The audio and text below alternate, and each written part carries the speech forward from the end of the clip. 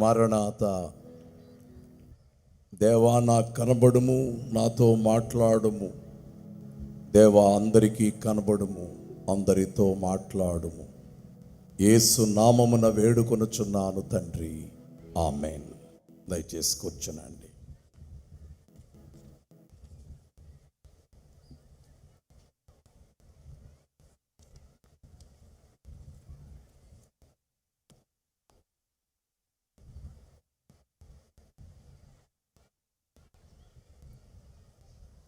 దేవాలోకము నుండి ధన్యవాయువులు కొన్ని దైవజనుని గదిని దర్శింపవచ్చే.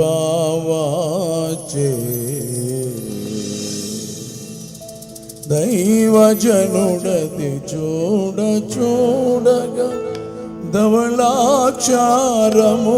ముద్ర బైబిలు మిషను అని బాహాటముగా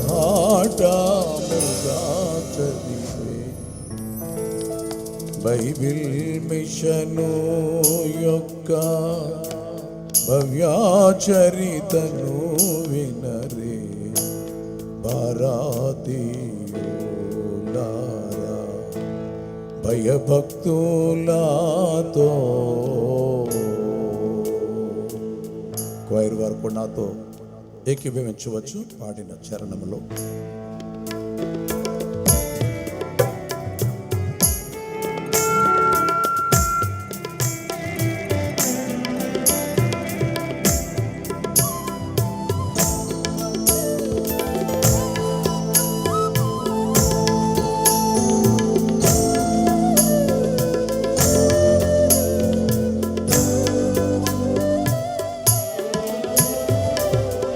ప్రభురాత్రి భోజనమునకు పరిశుద్ధముగా వచ్చే దేవాదాసను కనుడు దేవాలయమునకు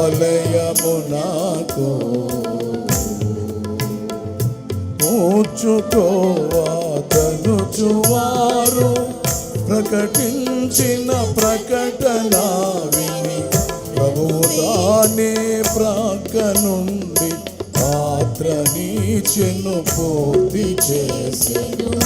బైబిల్ మిషను యొక్క భవ్యచరితను వినరే భారతీయులారా, భయభక్తులతో.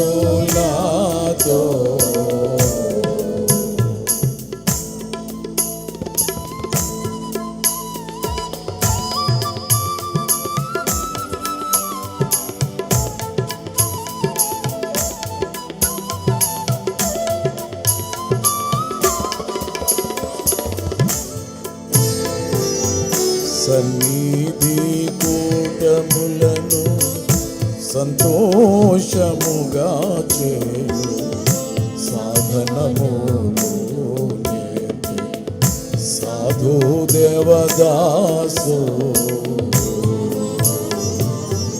సన్నిధి కూటములను సంతోషముగా చేయు సాధనము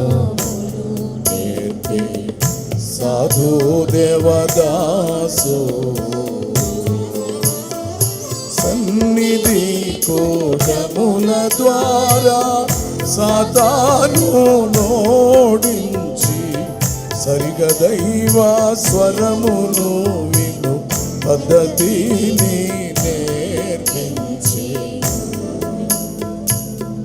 బైబిల్ మిషను యొక్క భవ్యచరితను వినరే భారతీయులారా,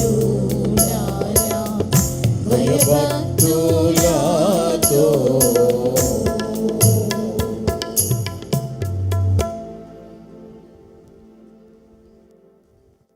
త్వరగా రానయ్యున్న యేసుక్రీస్తు ప్రభునందు ప్రియులైన విశ్వాసులారా, దేవుడు మనలను తన ఆత్మ పూర్ణులుగా చేసి మహిమ మేఘమెక్కు వరకు ఆత్మానుసారమైనటువంటి క్రీస్తు యొక్క శిష్యులముగాను విశ్వాసులముగాను బ్రతికెడి ధాన్యత తండ్రి దయచేసి మహిమ మేఘమెక్కించును గాక. ఆమేన్. ఈ బైబిల్ మిషను 2026 మహాసభలలో ప్రారంభ కూటము నుండి ఎన్నో వర్తమానములు, ఇది పగల లేదా రాత్రియా అనేటటువంటి భేదము తెలియకుండేటట్లుగా వర్తమానములు ప్రవాహము వలె ప్రజల మీదికి ప్రజలలోనికి వచ్చేటట్లుగా దేవుడు తన కార్యమును జరిగించి ఉన్నాడు. ఈ సమయంలో ఒక వాక్యమును తీసుకొని దానిని ఒక ప్రసంగముగా చేయుట మాత్రమే కాకుండా, ఇవి బైబిల్ మిషను మహాసభలు బయలుపరచబడి స్థాపన జరిగి 88 సంవత్సరములు అయినవి. సేవకులు విశ్వాసులు మన దేశంలో నుండి వచ్చినారు. మన తెలుగు రాష్ట్రముల నుండి, దక్షిణ భారతదేశము, ఉత్తర భారతదేశము నుండి, ఇతర దేశముల నుండి సభలలో ఏకీభవించినారు. గనుక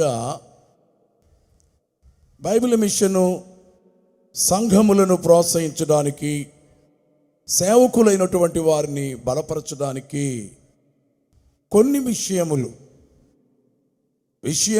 విశేషముగా ఉన్నవి, కానీ సమయము అంతగా మనకు ఉండదు. గనుక కొన్నింటిని జ్ఞాపకము చేసి ఆ స్ఫూర్తితో మిమ్మలను ఈ మహాసభల నుండి బయలుదేరజేసి మీ సంఘములోనికి, గ్రామములలోనికి మాత్రమే కాకుండా దేశములోనికి, దేశాలలోనికి మిమ్మలను పంపవలనన్నటువంటి ఆశ కలిగిన వాడనై కొన్ని సంగతులను మీ ముందుంచడానికి ఇష్టపడుచు ఉన్నాను. దైవజనులు తరచుగా ఒక మాట అంటుండేవారు. ఇన్ని మిషన్లు ఉండగా, ఆ రోజుల్లో దైవజనుడు దేవదాసాయి గారు అన్నటువంటి మాట, 850 మిషన్లు ఉన్నవి. ఇప్పుడైతే 3000 మిషన్లు, ఎన్నెన్నో గ్రూప్స్ క్రైస్తవ ప్రపంచంలో పనిచేయుచున్నవి. 850 మిషన్లు ఉండగా దేవుడు ఈ వృద్ధునికి బైబిల్ మిషన్ను ఎందుకు బయలుపరిచినాడో మీరు దేవుని అడిగి తెలుసుకోనండి అని కూడా ఆయన పత్రికాముఖంగా, సభాముఖంగా క్రైస్తవ సమాజమునకు ఆయన విజ్ఞప్తి చేసినారు. సూక్ష్మ ప్రార్థన, బహుశా ఎన్నో ప్రార్థనలు బైబిల్ గ్రంథములో ఉన్నవి. భక్తులు చేసిన ప్రార్థనలు, జాన్ హైడ్ ప్రార్థించు హైడ్ లేదా ప్రేయింగ్ హైడ్ అని పిలువబడేటటువంటి వారు, ప్రార్థనా అపోస్తలుడు అని ప్రశంసలు పొందినటువంటి భక్తురాండ్రెందరో ప్రార్థనలు చేసి ఉండగా, దైవజనుడు ప్రపంచములో ప్రజలందరూ ఒక మతానికి చెందిన వారిని కాదు, మనుషులందరూ దేవుని వారే, దేవుని స్వరూపమందు సృష్టించబడిన వారే. గనుక దేవా నాకు కనబడుము, నాతో మాట్లాడుము, దేవా అందరికీ కనబడుము, అందరితో మాట్లాడుమని ప్రార్థన చేయండి అన్నారు. ఆ ప్రార్థనలో భాగముగానే ఈ విషయమును కూడా, తెలియని విషయములు దేవుని అడిగి తెలుసుకొనవలెను అనేటటువంటి ఒక ఘనమైనటువంటి సత్యాన్ని ప్రజలైనటువంటి వారికి ఆయన బయలుపరిచినారు. బైబిల్ మిషను బహుశా అంతకు ముందు ఉన్నటువంటి సంఘముల చరిత్ర ఎలాగున్నదో, నిన్న మొన్నటి దినములలో ఈ వేదికపై వారికి ఇవ్వబడినటువంటి మహిమ వార్తావళి అనే పుస్తకంలోని అంశములను బట్టి చదువుకున్నవారు, గ్రంథములు తిరగవేసి చదివారు, చెప్పారు.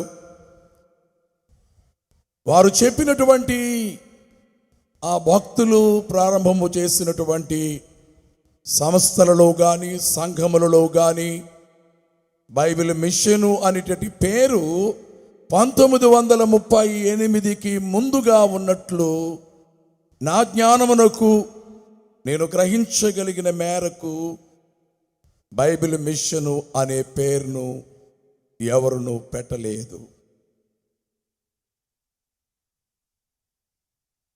ఇది దేవుడు బయలుపరిచినాడు గనుక మర్మములు దేవుని యొక్క వశమందున్నవి అని గొప్ప జ్ఞానము కలిగినటువంటి దానియేలు గారు ఎలాగైతే అన్నారో, దేవుడు ఏదైనా ఒక సంగతిని బయలుపరచవలను అంటే అంతకు ముందు ఎవరునూ దానిని ఎరిగి ఉండనిది ఆయన సమయము, గాడ్స్ టైమింగ్. ఆ సమయంలో దేవుడు బయలుపరిచేవాడుగా ఉన్నాడు. బైబిల్ మిషను అని ఈ పేరు పెట్టిన తర్వాత అందరికీ ఎంత ఆశ్చర్యం కలిగిందో. ఎవరును ఈ పేరు ఇంతవరకు పెట్టలేదే, దీన్ని ఎవరు కాదనగలరు? దేవుని ఎలాగూ ఎవరును కాదు అని అనలేరు. యేసుక్రీస్తు ప్రభువును ఎవరు ఎలాగూ కాదు అని అనలేరు.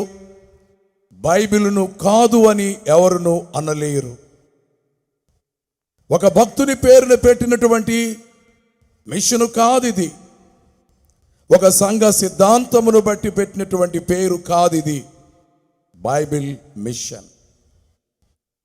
గనుక ఎక్కడికైనాను ఈ పేరుతో వెళ్ళి దేవుని పని, బైబిలు పని మనము చేయగలుగుటకు దైవజనుడైనటువంటి దేవదాసయ్య గారి ఉద్దేశ్యమును బట్టి ఈ మిషను స్థాపనము జరగలేదు. కానీ దేవుని యొక్క ఉద్దేశము, దేవుని యొక్క పలుకు, దేవుని యొక్క ప్రణాళికను బట్టి బైబిల్ మిషను స్థాపన జరిగినది. ఏ పరిస్థితులలో నుండి బైబిల్ మిషను స్థాపనము జరిగినదో, ఈ పేరు వెలుగులోనికి వచ్చినదో, నాటి నుండి నేటి వరకు ఈ వెలుగులు లోకమందంతటా తేజరిల్లేటట్లుగా ఈ జ్యోతి ప్రపంచ దేశాలలో ప్రజ్వరిల్లేటట్లుగా దేవుడు దీనిని నిలిపి ఉన్నాడు. తుఫానులోనైనా దీపములు ఆరిపోవచ్చునేమో, కానీ దేవుడే స్వయముగా వెలిగించిన జ్యోతిగా ఉన్నటువంటి బైబిల్ మిషన్ నిత్యము పనిచేస్తుంది. బైబిల్ మిషనును దేవుని మాటను బట్టి దైవజనుడు స్థాపన చేసిన తొలి దినాలలో అయ్యగారి దగ్గరకు వచ్చి ఆ రోజుల్లో ఉన్నటువంటి కొందరు దేవుని సేవకులైనటువంటి వారు అడిగారట, అయ్యా బైబిల్ మిషన్ ఎంతకాలం ఉంటుంది? మీరు గొప్ప భక్తులు, వాక్యానుభవము కలిగిన వారు, ప్రార్థనా పరులు. దేవుడు చెప్పగా మీరు ఈ పని చేశారు. అయితే మీ తరువాత బైబిల్ మిషన్ ఉంటుందా అని అడిగినప్పుడు, ఎంతకాలం ఉంటుంది బైబిల్ మిషన్ అని అడుగుతున్నారా? నా జవాబైతే దేవుడున్నంత కాలము బైబిల్ మిషన్ ఉంటుంది అని దైవజనుడు చెప్పారు. దేవుడు లేని కాలం ఏది? అనాది దేవుడు, అనంత దేవుడు, ఆద్యంతములు లేనటువంటి వాడు, నిత్యుడైనటువంటి దేవుడు. అయితే బైబిల్ మిషను రావడానికి కలిగినటువంటి పరిస్థితులలో నేను ఎరిగినంత వరకు, విన్నంత వరకు, దైవజనుడు రాసినటువంటి పుస్తకములు పఠించినంత వరకు చెప్పగలిగేది, బైబిలులో ఒక ప్రధానమైనటువంటి మాట దేవుని ఆత్మ. అది ఆది కాండములో నుండి ఆఖరి గ్రంథమైనటువంటి ప్రకటన వరకు దేవుని ఆత్మ, ఆత్మ అనేటటువంటి మాటలు మనము చూడగలుగుతూ ఉన్నాము. లెక్క కట్టి ఆత్మ అనే మాట బైబిల్లో ఇన్ని పర్యాయములు వ్రాయబడింది అని ఆ లెక్కని ఇప్పుడు నేను చెప్పలేను. కానీ దేవుని ఆత్మ అగాధ జలములపై అల్లాడుచుండెను అనియు, ఆత్మయు పెండ్లి కుమార్తెయు రము అని చెప్పుచున్నారు అనేటటువంటి మాటయు ఆరంభపు ముగింపు మాటలుగా బైబిల్ గ్రంథములో మనం చూడగలుగుచూ ఉన్నాం. ముఖ్యముగా ఆది క్రైస్తవ సంఘము 10 దినములు మేడగదిలో ఉండగా పరిశుద్ధాత్మని కుమ్మరింపు జరిగినది. ఆ రోజున సంభవించినటువంటి అద్భుతాలు, వారు ఎరుగని భాషలు మాట్లాడినారు. ఎక్కడెక్కడి నుండో వచ్చినటువంటి ఒక చిన్న ప్రపంచము వలె యెరూషలేము మారినటువంటి ఆ దినములలో పేతురు భక్తుడు చెప్పినటువంటి బోధ, యేసుక్రీస్తు మాకు దేవుడు అని అంగీకరించినటువంటి వారు 3,000 మంది కాగా వారు బాప్తిస్మము పొందుట మనము చూడగలుగుచూ ఉన్నాము. ఈ బోధను అపోస్తలులైనటువంటి వారు చేస్తూ వచ్చారు, చెబుతూ వచ్చారు. అపోస్తలుల కార్యపు ఆరంభపు అధ్యాయములలో కూడా మీరు పైనుండి శక్తి వచ్చు వరకు, లేదా పైనుండి ఆత్మ కుమ్మరింపు జరుగు వరకు యెరూషలేములోను ఉండండి, పరిశుద్ధాత్మ పొందు వరకు ప్రకటనకు పోరాదని అన్న యేసు నామం ఎంతో మధురం మధురం మధురం. దైవజనుడు దేవుని ఆత్మను కలిగిన వారై పరిశుద్ధాత్మ బాప్తిస్మమును అనుభవించిన వారై ఆ వరములను తన జీవితములో కలిగిన వారై పనిచేయుటను బట్టియే సహజంగా అందరూ ఫిలాసఫర్స్, బైబిల్ స్కాలర్స్, వారు చెప్పని సంగతులు కూడా బైబిల్ వాక్యమును పట్టుకొని, అనగా బైబిల్ను చేతబట్టుకొని బోధిస్తూ ఉంటే దొరలు ఆశ్చర్యపడ్డారు. ముఖ్యంగా బైబిల్ మిషన్ ఏ పట్టణంలో బయలుపరచబడినదో ఆ రాజమండ్రి పట్టణంలో లోదరగిరిలో అయ్యగారు బోధలు చేశారు. ఆయన ఒక ఉపాధ్యాయునిగా పనిచేసినప్పుడు ఆయన బోధలకు దొరలు, అమెరికా నుండి, ఇంగ్లాండ్ నుండి వచ్చిన వారు ఆశ్చర్యపోయేవారు. ఎలాగూ ఇవి చెప్పగలుగుతున్నారు? చాలా ఎక్కువ చదువులు దైవజనుడు చదువుకుపోయినా కానీ వాటిని మించినటువంటి చదువు బైబిల్ చదువు. ఆ చదువు కలిగిన వారు గనుకనే ఆత్మపూర్ణులైనప్పుడు తండ్రి ఎన్నో మర్మములను తన దాసునికి బయలుపరచుగా చెప్పేవారు. గనుకనే తాను ప్రజలలోనికి ఈ బోధలు తీసుకుని వెళ్ళినప్పుడు, సంఘములోనికి ఈ బోధలను ఆయన పంపినప్పుడు వింటున్నటువంటి వారు, సంఘ నాయకులైనటువంటి వారు, ముఖ్యముగా లూథరన్ సంఘ ఆనాటి నాయకులైనటువంటి వారు దైవజనుడితో అన్నమాట, నువ్వు పరిశుద్ధాత్మను గూర్చి, అనగా పరిశుద్ధాత్మ బాప్తిస్మము, భాషలు, దర్శనములు ఇవి చెబుతున్నావు, వాటిని చెప్పవద్దు అని అన్నారు. ఎందుచేతనంటే అవి మన సంఘ సిద్ధాంతములలో లేవు గనుక. ఈ మాట విన్నప్పుడు దైవజనుడు వారి మాటకు లోబడి మానివేయలేదు. కానీ ఎందుకండి? సంఘ సిద్ధాంతములో లేకపోయినా బైబిలులో ఉన్నది కదా, బైబిలులో ఉన్న దానినే మన సంఘ సిద్ధాంతములలో చేర్చుకుందాము. పరిశుద్ధాత్మ బాప్తిస్మము, భాషా వరము, పరిశుద్ధాత్మ వరములు, ప్రవచన వరము, స్వస్థపరచు వరము, భాషలకు అర్థములు చెప్పు వరము, ఈ వరములను గూర్చి మనము చెప్పాలి, అనుభవంలో తెచ్చుకోవాలి అన్నప్పుడు, అలాగైతే లూథరన్ మిషన్లో నుండి నీవు బయటకు వెళ్ళిపో,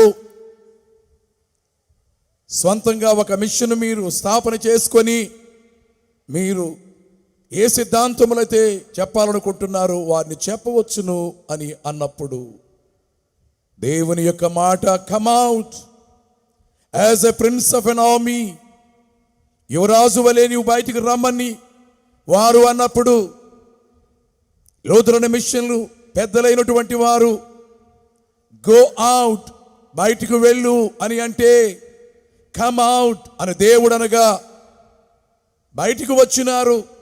అయ్యగారితో పాటు కొందరు వచ్చినారు. అందరూ ఏకముగా కూడి మేడగదిలో ఆది క్రైస్తవ సంఘం వారు 120 మంది ప్రార్థనలు చేయుచుండగా 10 దినాల పాటు జరిగినటువంటి ప్రార్థనలు 50వ దినమైనటువంటి పెంతెకోస్తు పరిశుద్ధాత్మతో వారు నింపబడి అన్య భాషలను వారు మాట్లాడుచుండగా ఆయా దేశాల భాషలు మాట్లాడు వారందరూ మారు మనసు పొంది బాప్తిసం పొందినారు. అదే రీతిగా బైబిల్ మిషన్ యొక్క ఉద్భవము పరిశుద్ధాత్మను గూర్చినటువంటి బోధలో నుండి వచ్చినది గనుక ఆరంభపు బైబిల్ మిషన్ విశ్వాసులు చాలా మంది దేవుని దగ్గరకు చేరుకున్నారు. ఆనాడున్నటువంటి బోధకులు చెప్పినటువంటి బోధలు, ముఖ్యంగా మన చేతిలో దైవజనుని యొక్క వ్రాతల పుస్తకములు ఉన్నవి. వాటిని చదువుకున్నవారు బైబిల్ను చూస్తే బైబిల్లో ఉన్నదే దైవజనుడు బోధించారు కానీ బైబిల్లో లేనిది కాదు. బైబిలులో ఉన్నదే మనము చెప్పాలి. బైబిలులో ఉన్నదానినే మనము ఆచరణలోనికి తెచ్చుకోవాలి.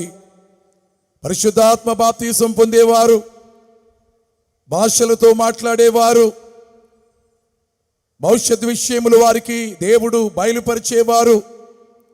అందుచేతనే బైబిల్ మిషన్ యొక్క సిద్ధాంతములలో ప్రథమముగా చెప్పుకునేవి ఒకటి బాప్తిస్మము, రెండవది పరిశుద్ధాత్మ బాప్తిస్మము. పరిశుద్ధాత్మ బాప్తిస్మము పొందుటకు విశ్వాసులైనటువంటి వారు దేవుని అడిగి అందుకోవలసిన వారై ఉన్నారు. అయితే ప్రభు శిష్యులకు ఇచ్చినటువంటి ఆజ్ఞ, మీరు సర్వలోకమునకు వెళ్ళి సర్వ సృష్టికి సువార్తను ప్రకటించండి. నమ్మినవాడు రక్షించబడతాడు, నమ్మి బాప్తిసం పొందినవాడు రక్షించబడతాడు. తండ్రి కుమార పరిశుద్ధాత్మ నామములో బాప్తిసం ఇచ్చుచు వారిని నా శిష్యులునిగా చేయుడి అని అన్నారు గనుక సంఘ ప్రవేశమునకు ద్వారము, పరిశుద్ధుల సహవాసమునకు సాధనము బాప్తిస్మము గనుక బాప్తిస్మము అనగా క్రీస్తును అంగీకరించాము అనడానికి అది ఒక ఆనవాలుగా ఉన్నది. అంతేగాని అనేక మంది వేరే తాత్పర్యము చెప్పి మత మార్పిడి అనేటటువంటి మాట పలుకుట సబబు కాదు. విశ్వసించిన దానిని వెల్లడి చేయుట కొరకు ఆనవాలుగా ఉన్నటువంటి ఒక క్రియ బాప్తిస్మము. ఈ విషయాలు ఘనపరచుడి దేవుని అనేటువంటి కీర్తనలో బాప్తిస్మం యొక్క గొప్పతనాన్ని దైవజనుడు చాలా ఘనమైనటువంటి మర్మమైనటువంటి అర్థాలతో కూడినటువంటి సంగతులతో నింపినారు. గనుకనే మనమందరము కూడా ఆటంకములు ఎదురైనను అభ్యంతరములు వచ్చినను మనము పాటించవలసినది దేవుని యొక్క మాట. యేసు క్రీస్తు ప్రభు దేవుడే రక్షకుడిగా ఈ లోకమునకు వచ్చి ఉన్నాడు.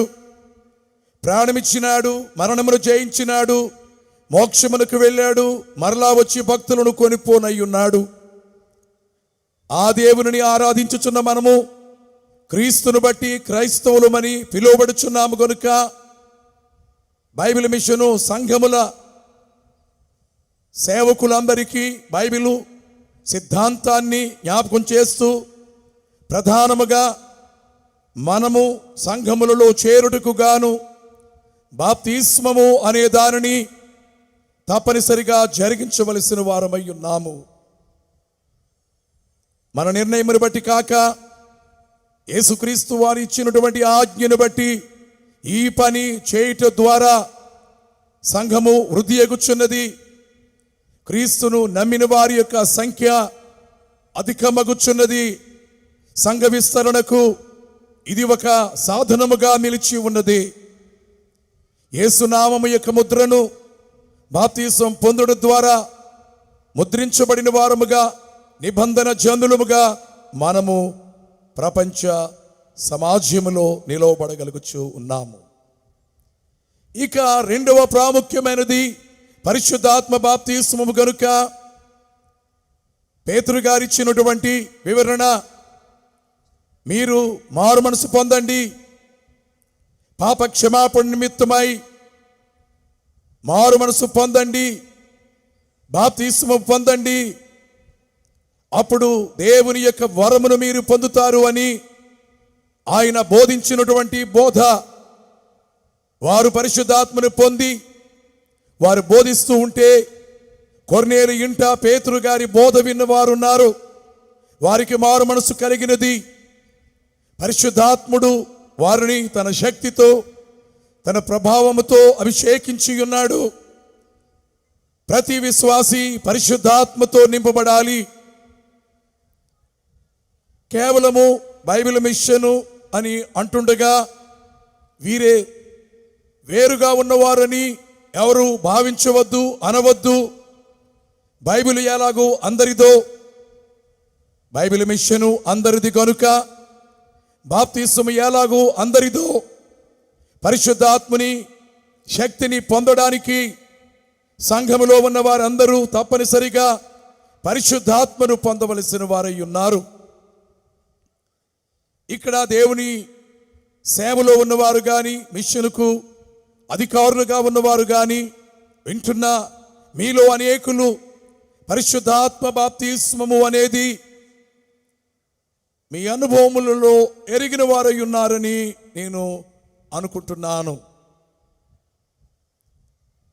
నేను బాప్తిస్మము పొందడానికి ముందుగానే పరిశుద్ధాత్మ బాప్తిస్మము పొందుటనేది ఇంటర్మీడియట్ చదువుతూ ఉన్న దినాల్లో దేవుడు అనుగ్రహించినటువంటి కృప.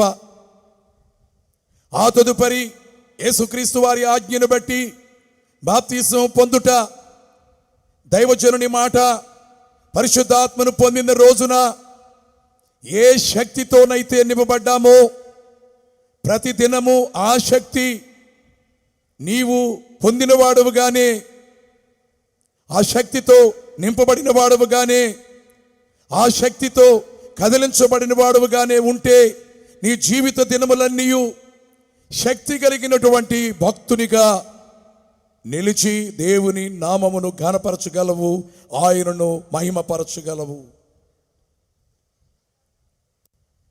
10 దినముల పాటు పరిశుద్ధాత్మ కుమ్మరింపు కూటములు దైవజనుడు దేవదాసయ్య గారి కాలములో ప్రతి కూటము పరిశుద్ధాత్మ కుమ్మరింపు కూటముగానే ఉండేది అని ఆనాడు అయ్యగారితో సహవాసము చేసిన వారు చెప్పారు. అయ్యగారు ప్రార్థన చేస్తున్నప్పుడు, ప్రార్థన చేస్తూ ఉండగా దేవుని ఆత్మచేత నింపబడి ఆయన ఏదైతే పలికేవారో అదే ప్రవచనమై నెరవేరేదని, ఒక వ్యక్తి కోసం ప్రార్థన చేస్తుంటే పలికినవి ఆ వ్యక్తి యొక్క జీవితంలో నెరవేరేవని, అలాగూ పరిశుద్ధాత్మ పూర్ణులైన తరువాతే దైవజనుడు ఏది చెప్పినను, బోధ చెప్పినను, సలహా ఇచ్చినను ఇలాగూ జరగబోతుందనేటట్టి జాగ్రత్తలు తెలియచేసినను, అనగా మానవ జ్ఞానమును బట్టిగా కాదు కానీ, మానవ జ్ఞానమును బట్టి కాదు కానీ పరిశుద్ధాత్మ పూర్ణులై ఉండాలి అని ప్రభు చెప్పినటువంటి మాటను పాటించడానికి గాను ఈ మహాసభలో చేరిన బైబిల్ మిషను సేవకులందరికీ, విశ్వాసులందరికీ, యేసు ప్రభు సేవకుడునిగా నేను చెప్పేది, మన సంఘములలో బాప్తిసం పొందిన వారి సంఖ్య ఎక్కువగానే ఉంటుంది. ఏడాదికి ఏడాది కొన్ని సంఘముల సంఖ్య అధికమగుచున్నది. సంతోషకరమైనటువంటి పరిణామమే ఇది. కానీ ఆత్మ నింపుదల ఏది, పరిశుద్ధాత్మ బాప్తిస్మమును నేను పొందాను అని చెప్పేటట్టి సాక్ష్యములు ఏవి? పరిశుద్ధాత్మతో నింపబడి భాషలతో మాట్లాడే అనుభవాలు ఏవి? ఆ భాషలకు అర్థములు చెప్పేటట్టి అంతస్తు ఎంతమందిలో నేడున్నది? గనుక ఈ సభలు కేవలము సమావేశముల కొరకు మాత్రమే కాదు, కానీ మనము పాటించవలసినటువంటి నియమములను జ్ఞాపకం చేయడానికి సాధనములుగా భావించి ఈ నెల 29వ తేదీ ఈ రాత్రితో ఈ కూటమి ముగుస్తుంది. చాలా వరకు శుక్రవారం రేపటి దినము సంఘాల్లో ఉపవాస కూటాలు జరుపుకుంటారు. ఆదివారము సంఘారాధన జరుగుద్ది. 31వ తేదీ బైబిల్ మిషను బయలుపరచబడిన దినము జనవరి 31, 1938.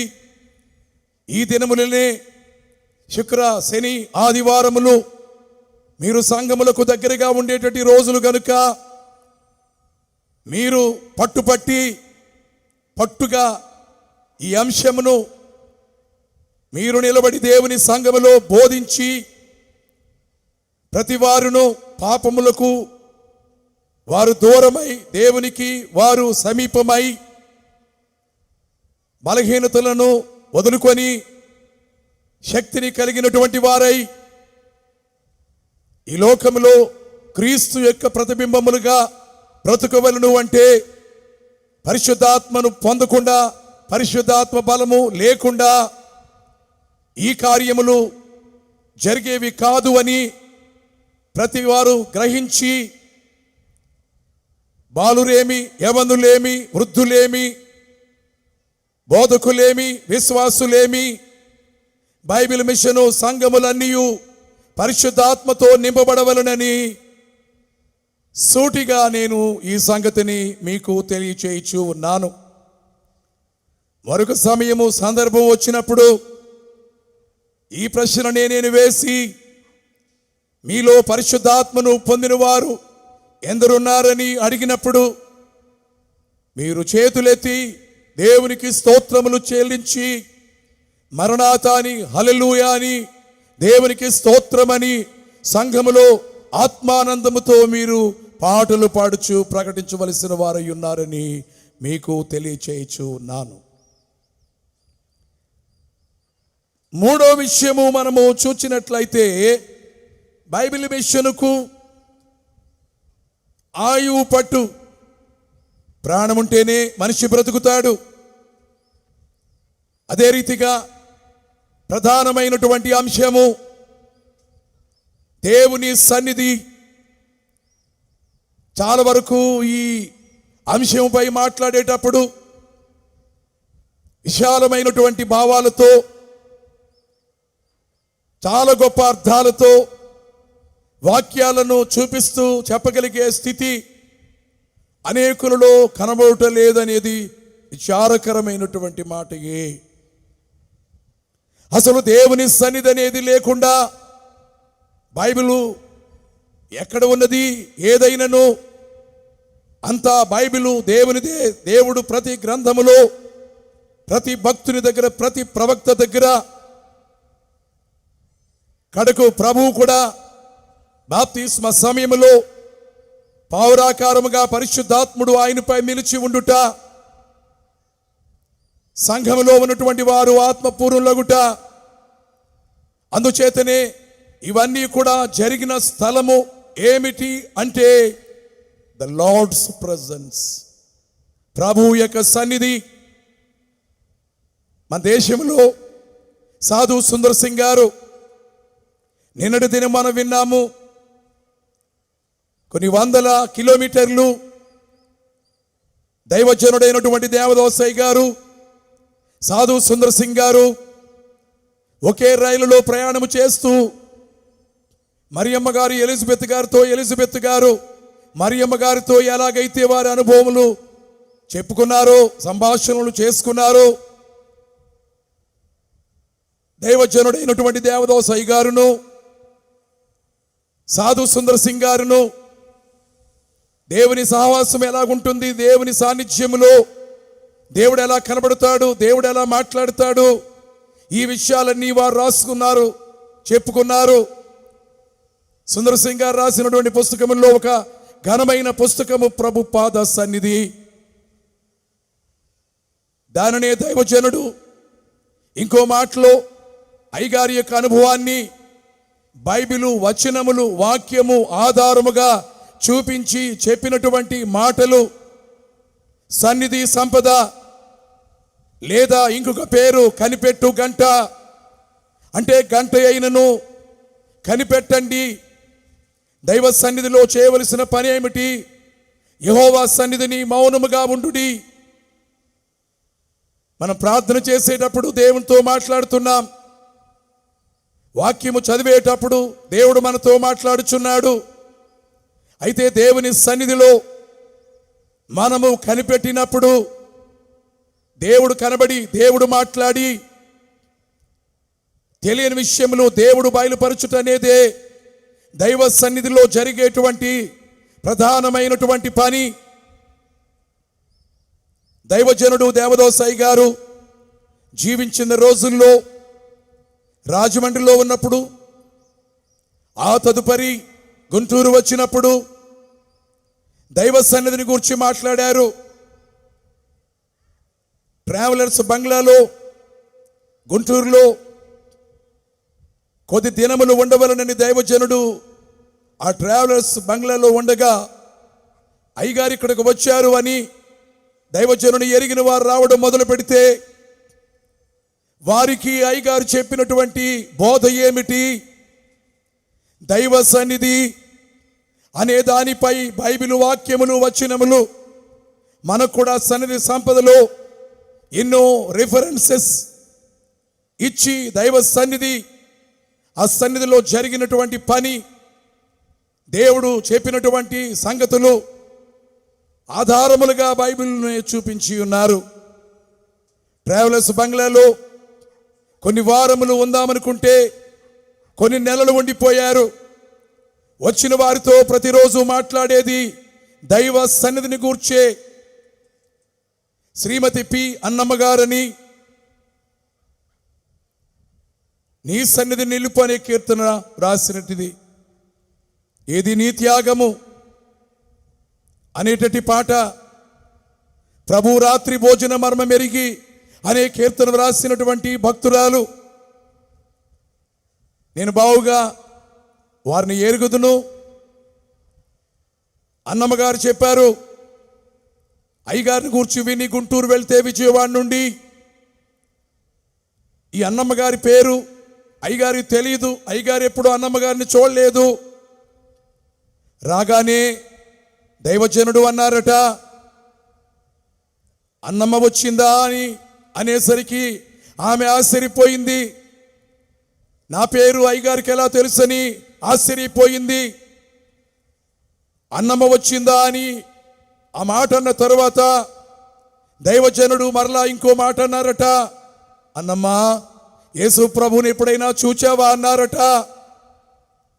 బోధ వినాలని, ప్రార్థన చేయాలని, అంతకు మాత్రమే పరిమితమైనటువంటి సంగతులను ఆమె విన్నారు. కానీ ఎవరు ఈ ప్రశ్న ఆమె క్రైస్తవ జీవితంలో వేయలేదు. కానీ దైవజనుడు అన్నమ్మ యేసు ప్రభును చూచావా అంటే, అయ్యా ఆ అనుభవం నాకు లేదు, నేను చూడలేదన్నారు. నేను చెప్పినట్లు చెయ్యని, దైవ సన్నిధిలో ఎలాగో మౌనముగా ఉండాలో, ప్రభును తలంచుకోవాలో,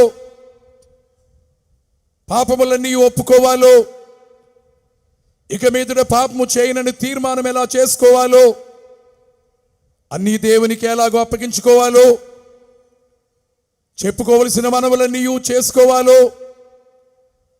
చేయాల్సినటువంటి స్తుతులన్నీ ఏ విధముగా చేయాలో, ఇవన్నీ చేశాక దేవా నాకు కనబడుమని అడిగితే దేవుడు కనబడతాడు. దేవా నాతో మాట్లాడమని అడిగితే దేవుడు మాట్లాడతాడు. అందుకని ఇక మౌనంగా ఉండి దర్శనం వచ్చే వరకు నీవు కనిపెట్టాలి. దేవుని యొక్క సన్నిధానములో, నీ ప్రార్థన గదిలో, నీ ధ్యాన గదిలో ఏకాంత స్థలము కోరుము, దేవుని ప్రార్థింప ఏకాంత స్థలము చేరుము. ఏకాంత స్థలము చేరి మోకాళ్ళ మీద నుండి లోకాశలను మదికి రాకుండా చూచుకొనుము. ఇలాగు చెప్పిన తరువాత విజయవాడ వెళ్ళి ఈ పద్ధతినే తాను అనుసరిస్తూ ఉండగా గత కాలములో తన యొక్క జీవితములో దేవునికి దుఃఖము కలిగించిన విషయాలన్నీ కన్నీళ్లతో ఒప్పుకుంటూ కడకు హృదయాన్ని క్రీస్తు ద్వారా శుభ్రము చేసుకొని మౌనముగా దేవుని సన్నిధిలో కనిపెడుతూ ఉండగా ప్రభు ఇచ్చినటువంటి దర్శనములను, వారి యొక్క అనుభవములు నా చిన్నతనంలో వారు చెప్పగా నేను దగ్గర కూర్చుని అడిగి తెలుసుకొనగా విన్నాను.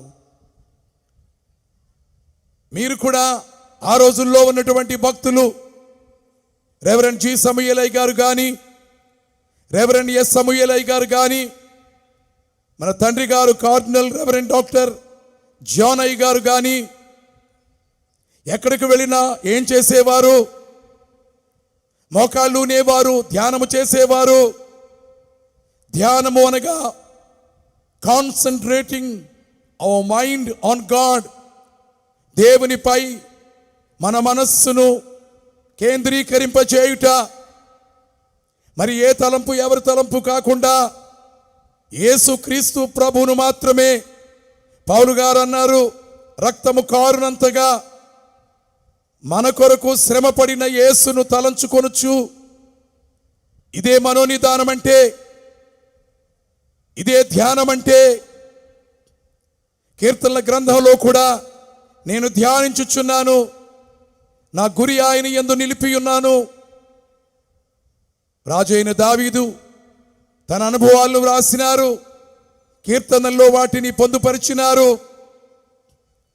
ఆ ధ్యానము లేనందువలననే అనేకుల ఆలోచనలు పాడైపోతున్నవి. ఆలోచనలు పాడైనందువలననే వారి పలుకులు పాడైపోతున్నవి. వారి పనులలో జరగకూడని పనులు వారు చేయడాన్ని చూస్తున్నాం. గనుకనే ఈ మనోనిదానాన్ని గూర్చి వ్రాయబడినటువంటి ఒక కీర్తన, అందులో ఉన్నటువంటి పల్లవిని మనము చూచినప్పుడు, యేసు నీ తలపే నాకు ఎంతో హాయి. ప్రభు యేసు నిన్ను తలంచగానే హృదయం ఆనందముతో నుండును. నీ సముఖమున ముఖము చూచుచు వాసము చేసినప్పుడు ఎట్లుండునో. దైవాత్మారమ్ము ఆంధ్ర క్రైస్తవ కీర్తనలో నుండి నన్ను గన్నయ్య రావే నా యేసు,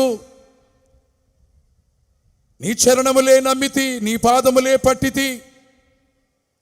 ఈ కీర్తనలు పాడుకుంటూ ఇక మౌనముగా ఉండి వేటిని తలంచుకోకుండా, అనగా గతించిన విషయములు, భూతకాల విషయములు, వర్తమాన విషయములు, భవిష్యత్ విషయములు ఏవియు మనసులోనికి తెచ్చుకోకుండా యేసుక్రీస్తు ప్రభువును మాత్రమే తలంచుకోవడం అనేది, నీవెక్కడ ఉన్నా, ఇంట్లో ఉన్నా, కొండ మీద ఉన్నా, అడవిలో ఉన్నా, ఎడారిలో ఉన్నా, విమానములో ఉన్నా,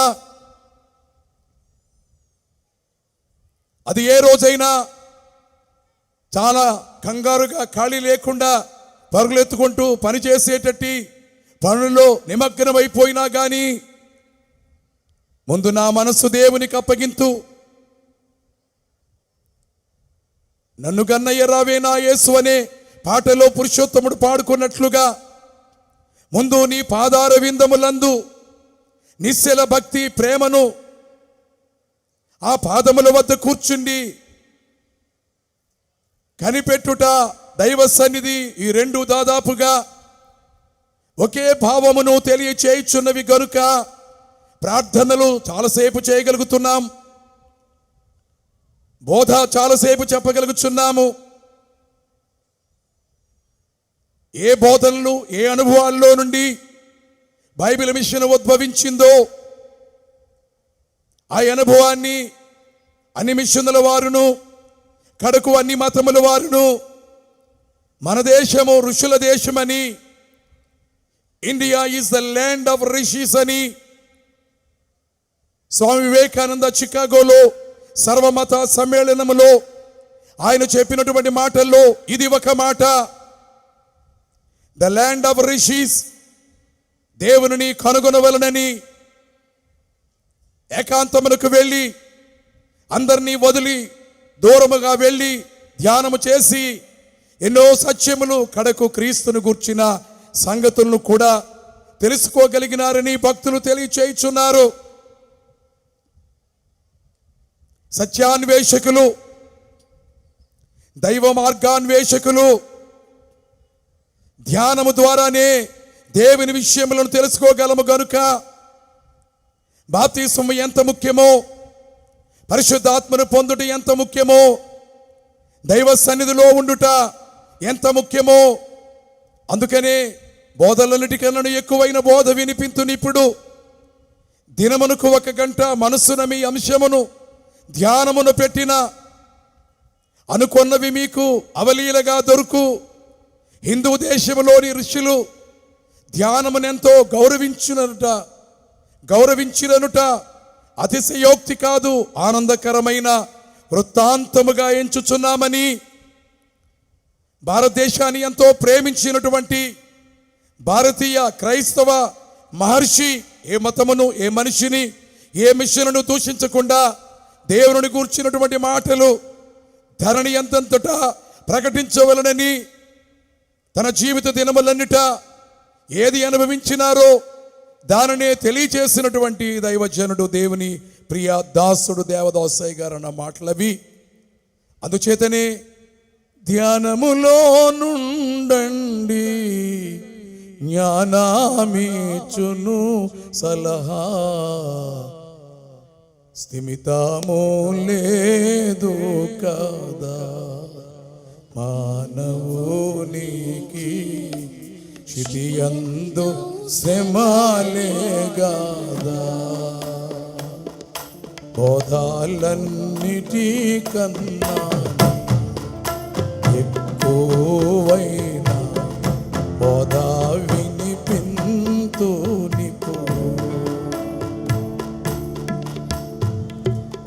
బోధాలన్నిటికన్నా ఎక్కువైన బోధ వినిపింతునిప్పుడు, దినము నాకొక గంట మనసున మును ధ్యానమున పెట్టి కనిపెట్టుచుండినా, అనుకొన్నవి మీకు అవలీలగా దొరుకు. హిందూ దేశములోని ఋషులు దీర్ఘధ్యాన కాలమునంతాయో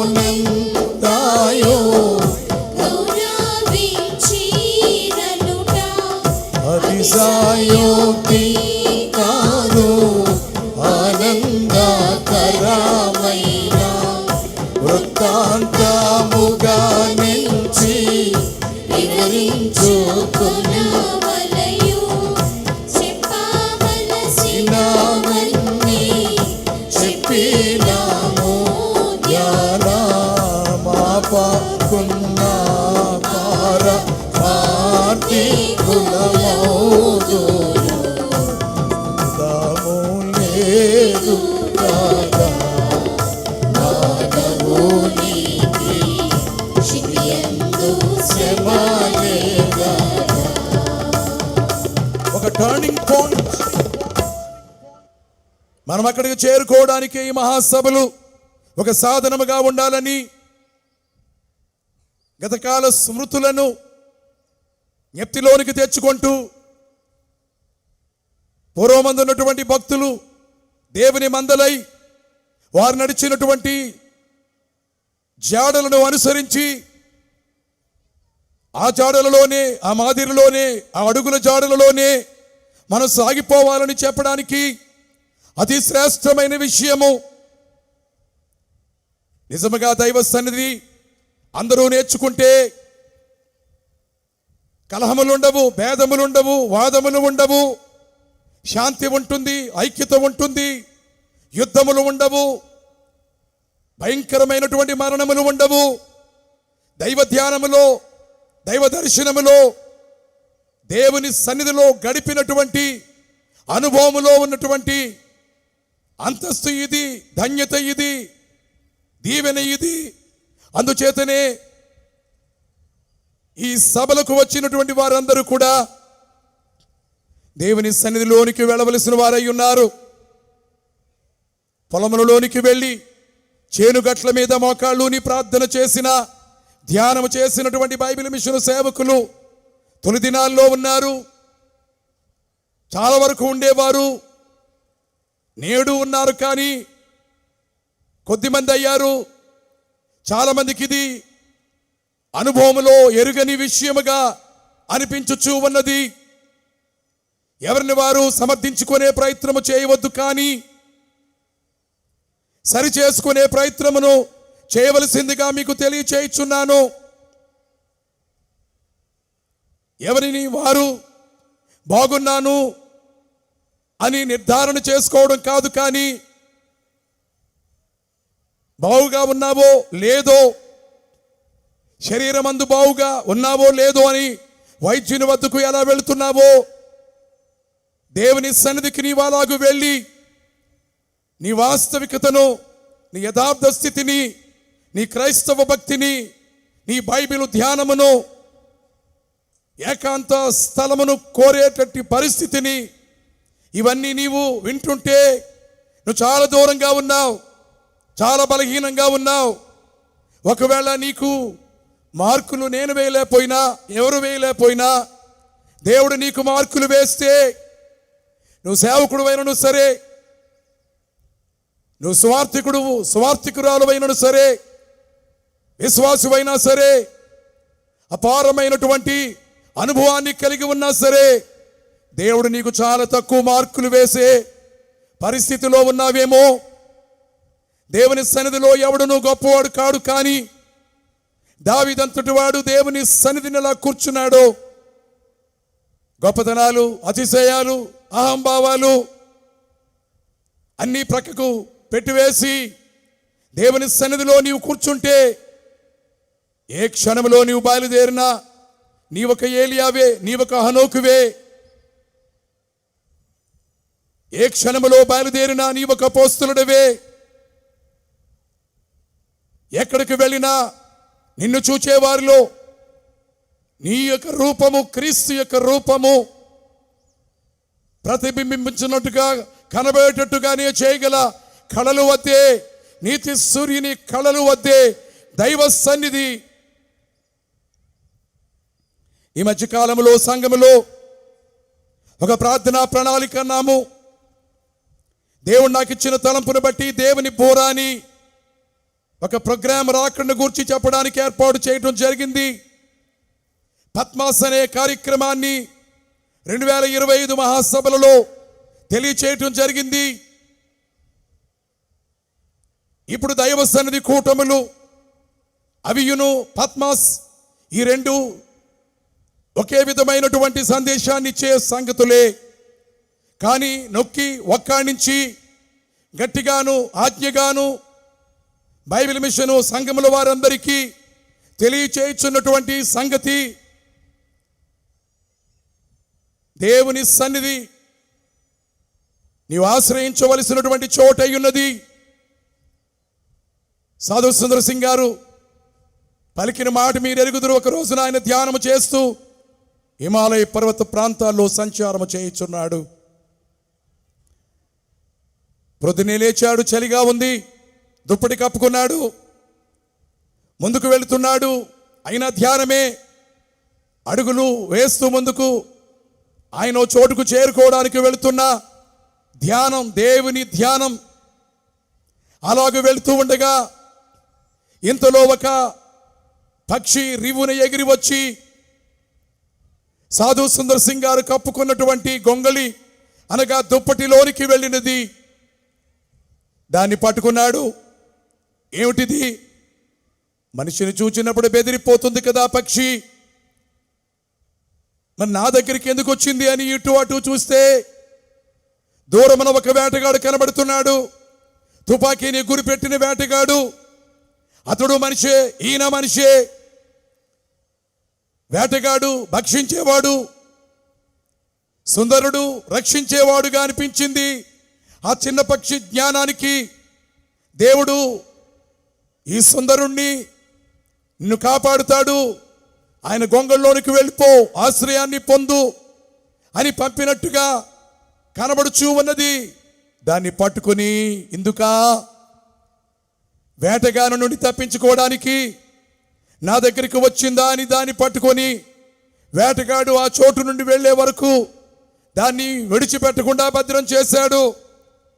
సాతాను పడగొట్టాలని, పాడు చేయాలని, ప్రాణహాని చేయాలని, కీడు చేయాలని నాపైన నీపైన గురిపెట్టి ఉన్నాడు.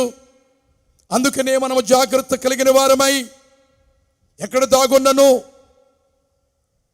రాజైన దావీదు వలె నా దాగు చోటు నీవేనని దేవుని చాటుకు వెళితే లోకములో ఉన్నటువంటి ఏ కీడైనను ఏ సాతానైనను నిన్నేమీ చేయలేడు గాని రక్షించి నిన్ను మోక్షమునకు రక్షకుడైన ప్రభు చేర్చగలడు గనుక అందుకనే దాగియుండుము, కొంతసేపు దాగియుండుము, తలుపులు వేసుకొని ఉండుము, నీ గదిలోనికి వెళ్ళి తలుపు వేయుము. ఈ దైవ సన్నిధి ప్రధానమైనటువంటి బోధగా ఉన్నది. అమలులోనికి తెచ్చుకుందాం, వ్యక్తిగత అనుభవంలోనికి తెచ్చుకుందాం. ఇక 4వ ప్రధానమైనటువంటి విషయము ప్రత్యక్షత. ఈ సన్నిధిలో నుండి వచ్చినటువంటి నిధి, సంపద, ఇందులో ప్రత్యక్షతలు. ఈ ప్రత్యక్షత ఎందుకు? పని కొరకు, ప్రయాణం కొరకు. మనము ప్రత్యక్షత పొందవలసిన వారమై ఉన్నాము. ప్రకటన గ్రంథము ప్రత్యక్ష గ్రంథమని బైబిల్ పండితులైనటువంటి వారు ఇది ప్రత్యక్షత గ్రంథం అన్నారు. ఎందుకంటే తొలి వచనాల్లోనే యేసుక్రీస్తు తన దాసులకు అనుగ్రహించిన ప్రత్యక్షత గనుక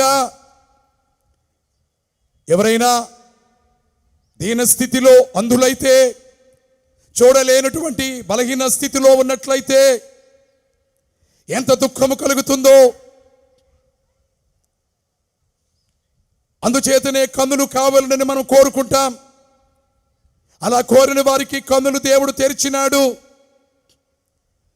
పారడైజ్ లాస్ట్ అనేటటువంటి ఒక ఆంగ్ల గ్రంథమును రచించిన జాన్ మిల్టన్ ఒక గొప్ప మాట అన్నాడు. దేవా, ఈ లోకములో నిన్ను కాక మరి దేనిని నేను చూడకుండానట్లు, దేవా ఈ లోకములో నిన్ను కాక నేను మరి దేనిని చూడకుండానట్లు ఈ అంధత్వమును నాకు అనుగ్రహించినందుకు నీకు వందనములు చేయుచున్నాను తండ్రి.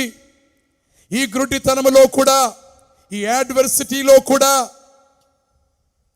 నీకు నేను వందనములు చెల్లిస్తున్నానెందుకు?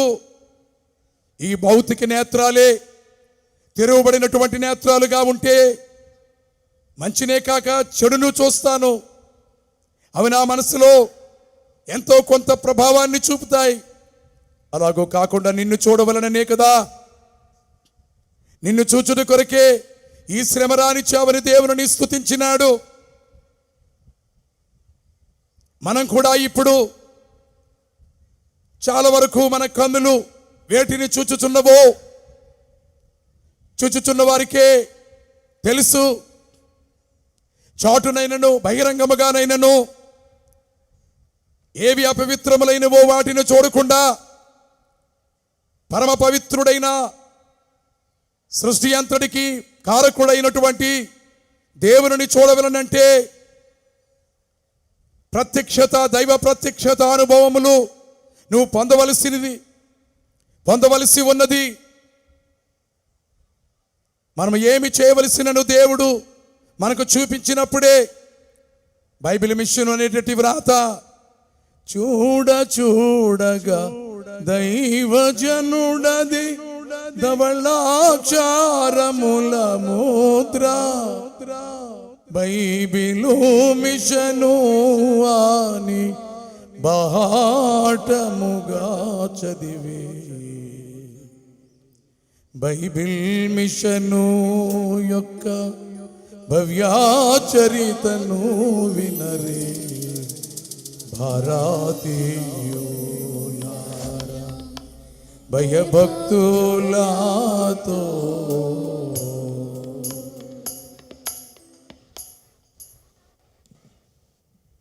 చూడగా చూడగా చూడగా మనం చాలాసార్లు వెళ్ళి చూచాము కదా, బైబిల్ మిషన్ ఏ స్థలంలో బయలుపడిందో. రాజమండ్రి పట్టణానికి వెళ్ళినప్పుడు ఆ స్థలాన్ని చూడాలని ఆశపడుతున్నాం కదా. అక్కడ ప్రారంభమైనదా? ఇంత దూరం, ఇంతమందితో, ఇంత దూరం అంటే అనేకులు వెళ్ళలేనంత దూరానికి గాలి ఎలా వెళుతుందో అలాగూ బైబిల్ మిషన్ వెళ్ళింది. దానికి కారణం ఒక ప్రత్యక్షత, ఒకని ప్రత్యక్షత, ఒకని దర్శనము. ధరణిలో ఉన్నటువంటి వారందరికీ దీవెనకరముగా దేవుడు మార్చినాడు.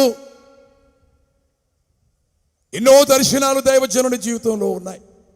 ఈ రోజున కూడా విశ్వాసులను అడిగితే దర్శనం వచ్చిందని వారు చెబుతున్నారు, కానీ ప్రభు కనబడ్డారని చెప్పలేకపోతున్నారు.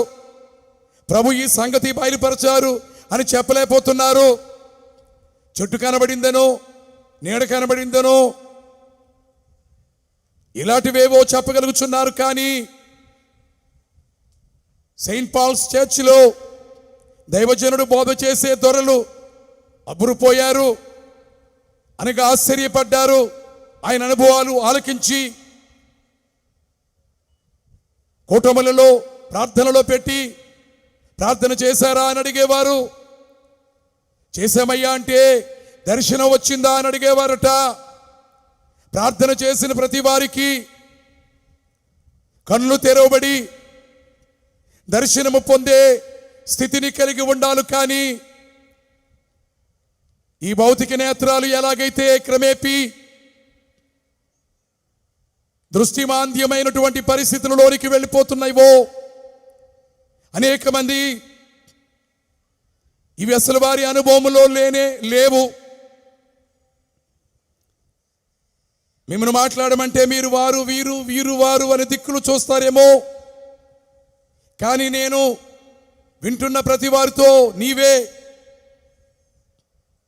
నీ దర్శన దృష్టి, నీ ప్రత్యక్షత అనుభవము ఏమున్నది? మాట్లాడగలడం అది సులువే, కానీ అనుభవంలోకి తెచ్చుకోవడం. గతంలో జ్ఞాపకం చేశాను, మిత్రుడారా రమ్ము అనే పాట ప్రారంభంలో పాపీ రావా మాట, చెవిలో మాట చెప్పేద నీకు, అనుభవించు వరకు అందరికీ చెప్పకు అన్నారట.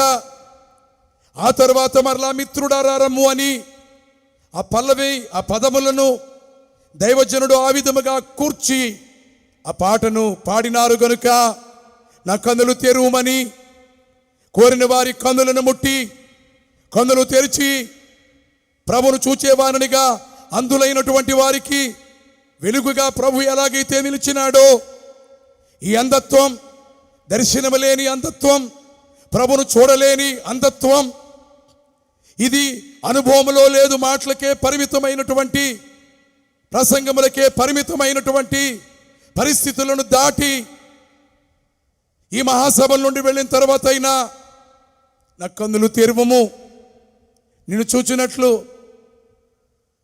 పరలోకమును చూచినటువంటి యోహాను వలెనో,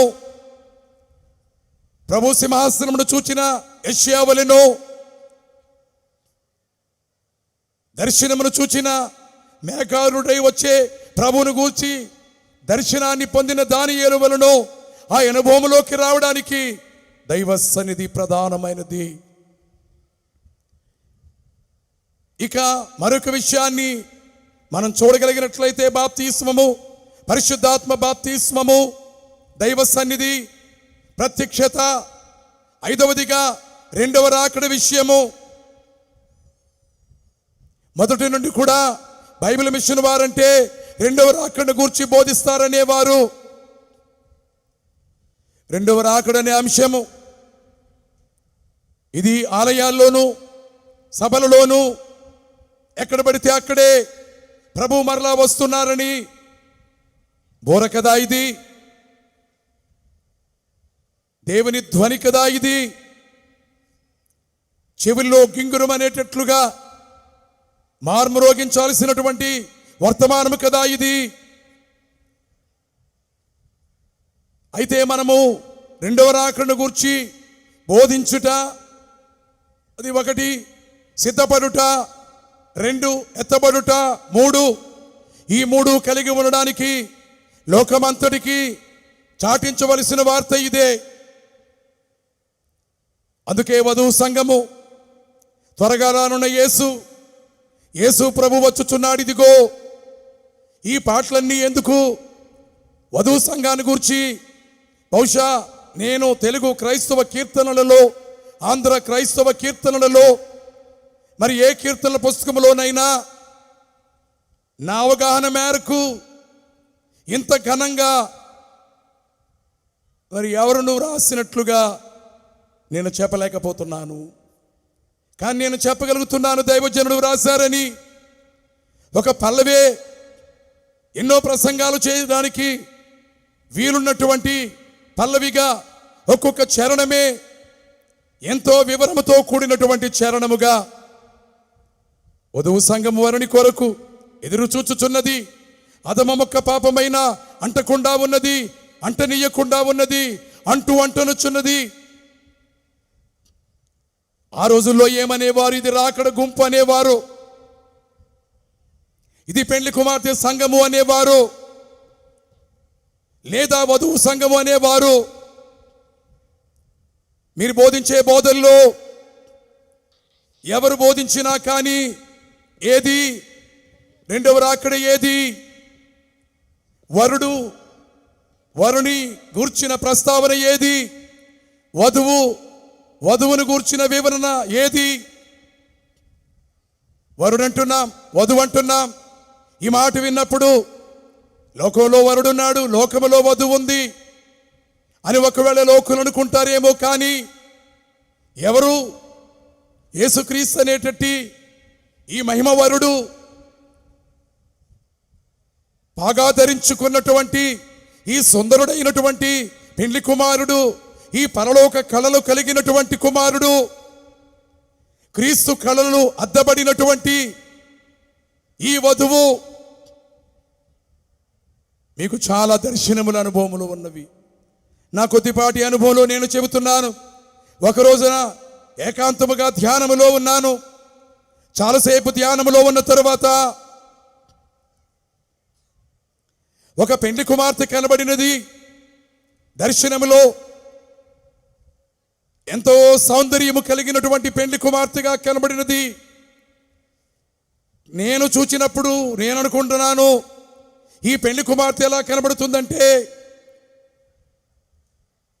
ఇంగ్లీషు వారు ఎలాగైతే ఉన్నారో అలాగూ తెల్లదొరలు, దొరసానమ్మలు మనం చూస్తుంటామే, ఇంగ్లీషు పెళ్లి కుమార్తెలా కనబడుతుంది. అనగా ఇంగ్లీషు వారి వలె ఆ పెళ్లి కుమార్తె కనబడుతుంది. అలా నేను చూస్తూ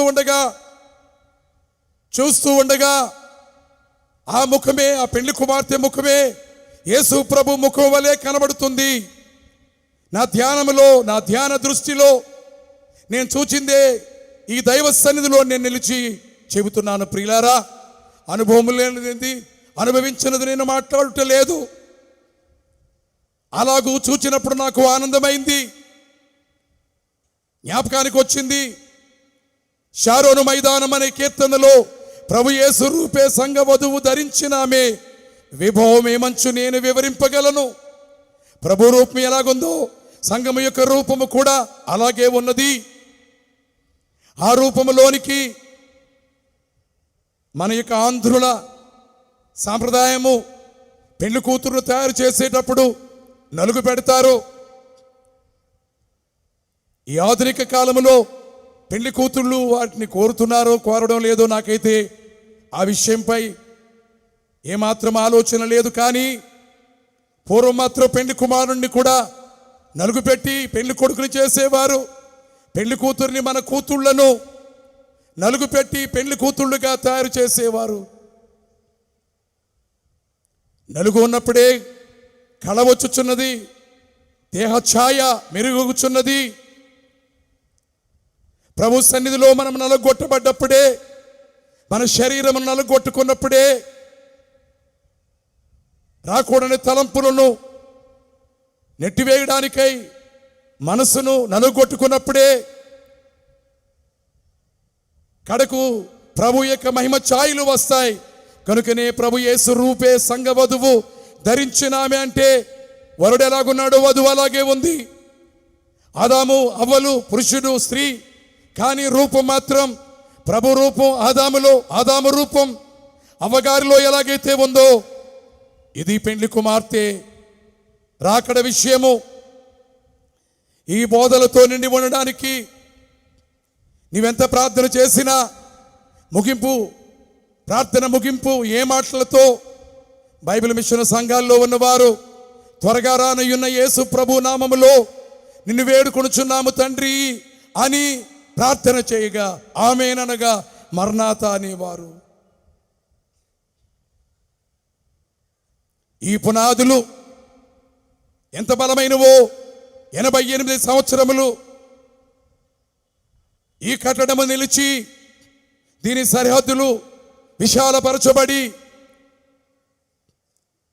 ప్రపంచం యొక్క నలుదిక్కులకు వెళ్ళడానికి, అన్ని అంచులను తాకడానికి ఉద్యమిస్తుందో బైబిల్ మిషను.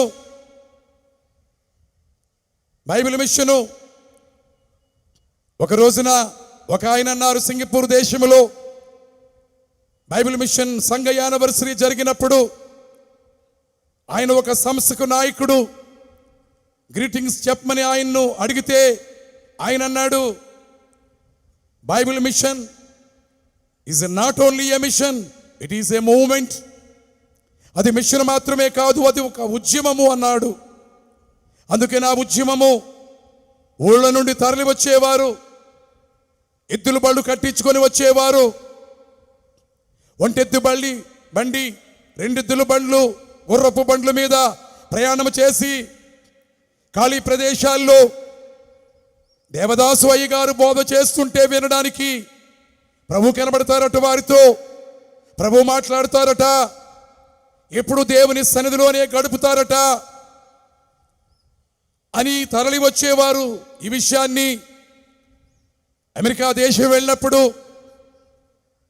మన తెలుగు వారందరూ కూడా ఓ చోటున సమావేశమై వాక్యాన్ని అందించడానికి నన్ను పిలిచారు. నేను అక్కడికి వెళుతున్నానుగా కారులో ఆ చోటుకి చేరుకుంటున్నాను. నేను వస్తున్నాననగానే వారు వధువు సంఘం వరుని కొరకు అనేటట్టి దైవజనుడు రాసిన పాటను, రికార్డ్ చేయబడిన పాటను వారు ప్లే చేస్తుంటే నాకు ఎంత సంతోషమైందో. ఈవేళ మనము పాడుకునేటట్టి పాటలలో వధువు సంఘం ఉందా? త్వరగా రానున్న ఉందా? యేసుని తలపే ఉందా? కంటతగానైనను పుస్తకం తిరగవేయకుండా చూడగలిగేటట్టి కంటతగా నేర్చుకున్న వారి అందరూ తప్పులు లేకుండా పాడగలిగే వారెవరు? పాడగలరేమో కానీ అనుభవము ఎక్కడా? ఏది? అన్ని క్రైస్తవ మిషన్లను మనం గౌరవిస్తాం, ప్రతి వారి పాటలను మనం గౌరవిస్తాం.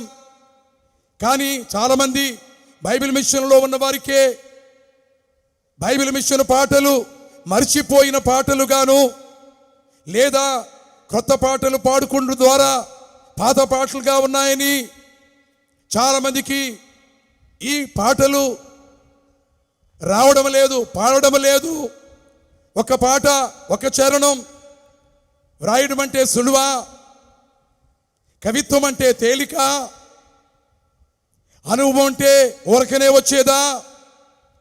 దేవుడు మాట్లాడి చెప్పడం అంటే ఇదేమైనా ఊరకనే ఎవరో ఒకరు మన గురువులో, మన టీచర్స్తో చెప్పేటట్టి పాఠాలు లాంటిదా? గనుకనే ఇక్కడికి రండి ఏమన్నారు? అక్కడ ఉండవద్దు, ఇక్కడికి రమ్ము అని యోసేపు గారు యాకోబు గారికి కబురు పెట్టారే. ఈవేళ మనము అనుభవాలు, అంతస్తులు, ఆత్మీయత, ధ్యానము, దర్శనము, బైబిలు ప్రకారమైన బోధలు, ఏది నీ సారాంశము.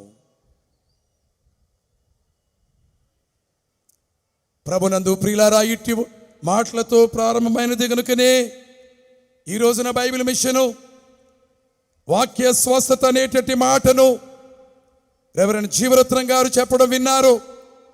బైబిల్ పట్టుకుంటేనే, బైబిల్ చదివితేనే, నీ జీవితంలోనికి బైబిల్ తెచ్చుకుంటేనే, బైబిల్ పట్టుకున్నా బైబిల్ చదివావు కానీ అది అనగా బైబిల్ గ్రంథం, దేవుని మాటలు నిజమంటే నిజంగా నీ అనుభవంలో తెచ్చుకుంటే నీకు ఎంత స్వస్థతయో. 90వ సంవత్సరంలో 33 సంవత్సరాల వయసులో నాకు హార్ట్ అటాక్ వచ్చింది. వెంటనే హాస్పిటల్కి తీసుకువెళ్ళారు.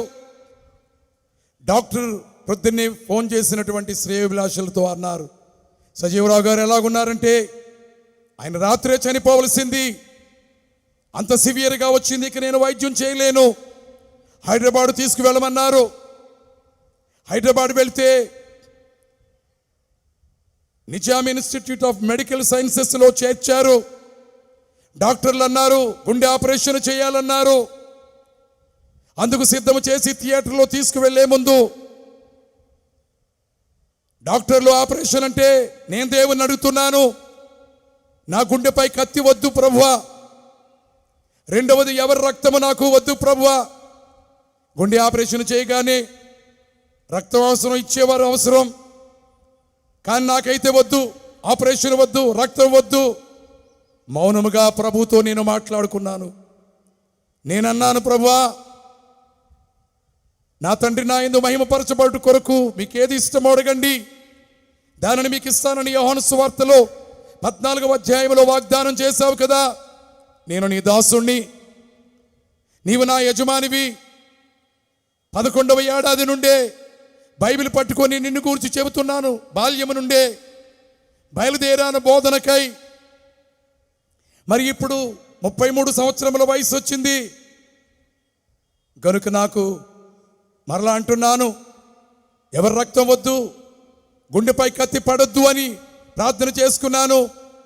కడుకు 45 నిమిషములు ఆధునిక వైద్యంలో చేయవలసినటువంటి పరీక్షలు చేసి ఆపరేషన్ చేసేటువంటి పెద్ద డాక్టర్ గారు దగ్గరకు వచ్చి, సజీవరావు గారు ఈ టెస్ట్ పూర్తయిపోయింది, కానీ ఏదో మెడికల్ సైన్స్కు అగైనెస్ట్గా జరిగింది. అనగా ఏమిటిది? సూపర్ నేచురల్గా ఏదో జరిగింది. మీకు ఆపరేషన్ అక్కర్లేదు, మందులు అక్కర్లేదు, మీరు వెళ్ళిపోవచ్చు అన్నారు. 1990లో దేవుణ్ణి అడిగాను, యేసు ప్రభువుని అడిగాను. 90కి 2026కు 36 సంవత్సరాలు 36 సంవత్సరాలు మధ్యకాలంలో గుండెకి సంబంధించిన ప్రాబ్లమ్స్ వచ్చినవి. కానీ ఈ రోజు వరకు కత్తి పడలేదు. ఈ రోజు వరకు ఎవరి రక్తము నాలోనికి రాలేదు. ప్రభువును ఒకసారి అడిగినది, నేటి వరకు కత్తి పడకుండా ఎవరి రక్తము నాలో ఉండడానికి అవసరత లేకుండా దేవుడు బాగు చేశాడు. ఈ సభలకు ముందు పరివారుల కూటములు ఇక్కడ జరిగినప్పుడు డిసెంబరు 9వ తేదీ ఉదయమే తెల్లవారుజామునే నా ఛాతీలో తీవ్రముగా నొప్పి వచ్చింది. తెల్లవారే వరకు చెప్పలేదు. 2:30కే లేచిపోయాను, సిద్ధపడిపోయాను, స్నానం చేశాను, బైబిల్ చదువుకున్నాను, ప్రార్థన చేసుకున్నాను. హాల్లోకి కుమారుడు 6:30కు వచ్చినప్పుడు నేను చెప్పాను, మామూలుగా మాట్లాడి ఇలాగుంది బాబు అన్నప్పుడు వెంటనే కంగారు పడి డాక్టర్కు ఫోన్ చేయగా వెంటనే డాక్టర్ జాన్ అనేటట్టు మన క్రిస్టియన్ డాక్టర్, బాబుకు స్నేహితుడిగా ఉన్న డాక్టర్, ఆయన కూడా ఎంతో ఆప్యాయతతో హాస్పిటల్లో ఈసీజీ టెస్ట్ చేశారు. తర్వాత పాలకొల్లులో అక్కడ కార్డియాలజిస్ట్ చూచారు, భీమవరంలో కార్డియాలజిస్ట్ చూచారు. ఆ తర్వాత హైదరాబాద్ ఎందుకు అన్ని దేవుడు స్వస్థపరుస్తాడు కదా. అవును, నిజమే. కానీ వైద్యుల సహాయము, దేవుడు మనకు అందించే సహాయముగా మనము దేవుణ్ణి స్తుతించాల్సిన వారమై ఉన్నాం. ఆ జ్ఞానం ఇచ్చింది దేవుడే. హైదరాబాద్లో డాక్టర్ చూచారు. ఆయన చేసినటువంటి పరీక్షలో యాంజియోగ్రామ్ చేసినప్పుడు గతంలో స్టంట్స్ వేసిన వాటిలో ఒకటి 100% పూడిపోయింది. రక్త ప్రసరణ జరగడానికి 100% పూడిపోతే ఎలాగూ హార్ట్ అటాక్ వస్తుంది, అది సివియర్ అయితే ప్రాణం పోతుంది. మరలా వెంటనే డాక్టర్ అన్నాడు, చాలా ఆశ్చర్యంగా ఉంది, 100% బ్లాక్ అయిపోయింది. కానీ గుండె తనంతట తానుగా నేచురల్గా బైపాస్ ఏర్పాటు చేసుకుంది. నేచురల్ బైపాస్ జరిగింది. బైపాస్ చేసి రక్త ప్రసరణ చేయడానికి ఆపరేషన్ చేస్తాము, కానీ ఆపరేషన్ వద్దు, మరి ఏ ట్రీట్మెంట్ వద్దు. కానీ ఇది ఆశ్చర్యంగా ఉంది. మనము ఇది దేవుడు చేశాడని అంటాం.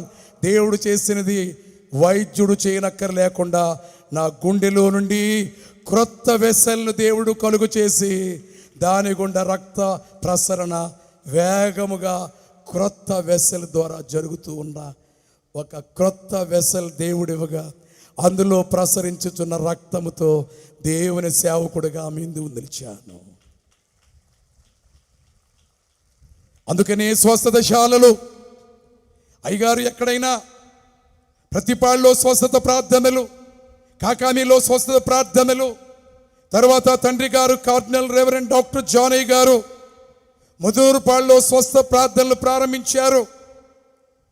ప్రారంభము నుండే విస్తారముగా ప్రజలు వచ్చారు.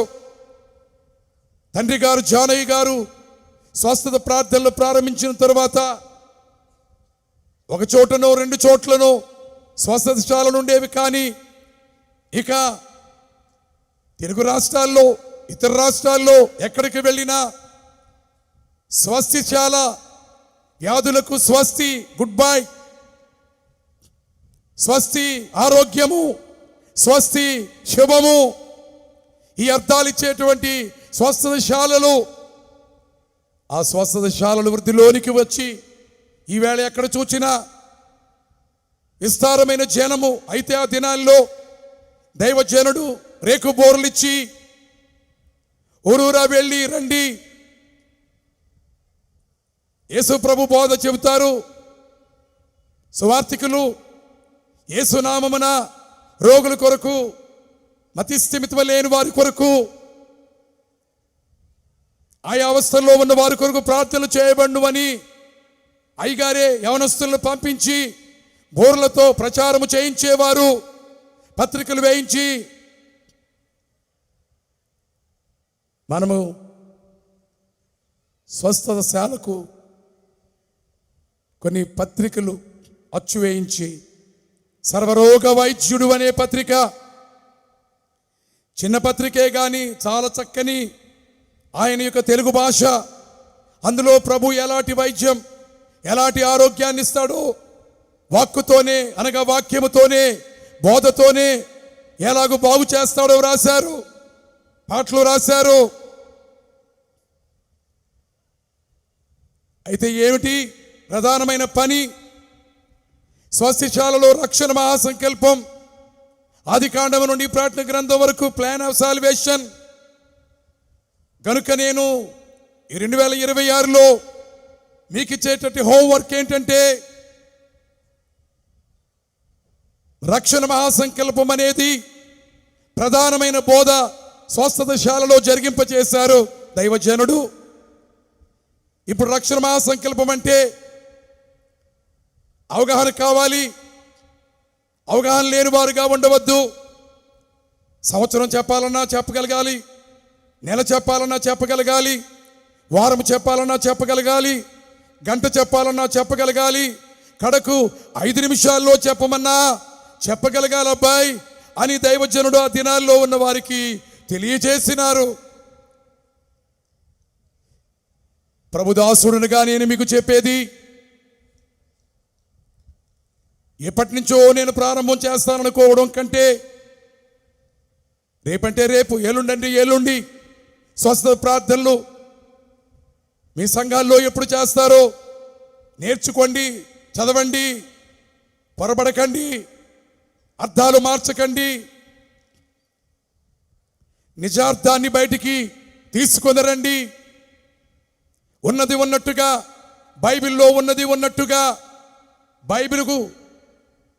బైబిలు ఏమైతే చెబుతుందో అదే చెబుతున్నట్టుగా బైబిల్నే ప్రామాణిక గ్రంథముగా బైబిల్ను తీసుకొని అందులో స్వస్థతను కూర్చిన సంగతులు ఎలా చెబుతున్నారో, రక్షణ మహాసంకల్పం అనే ఈ పెద్ద బోధ, ఈ గొప్ప బోధ వచ్చిన వారందరికీ రాగానే కూర్చోగానే మనమేమో మాట్లాడుతాం. కానీ దైవజనుడైతే రక్షణ మహాసంకల్పం అనే చార్టు వేసి